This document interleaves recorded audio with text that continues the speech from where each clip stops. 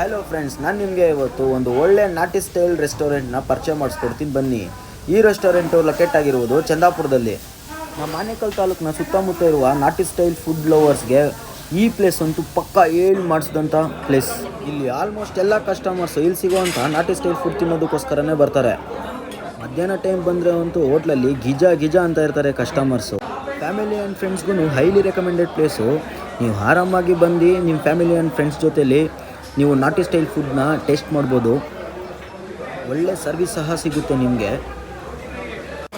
ನೀವೇ ನೋಡಿ ಮಧ್ಯಾಹ್ನ ಟೈಮಲ್ಲಿ ಸರ್ವರ್ಗಳು ಎಷ್ಟು ಬ್ಯುಸಿ ಇರ್ತಾರೆ ಅಂತ.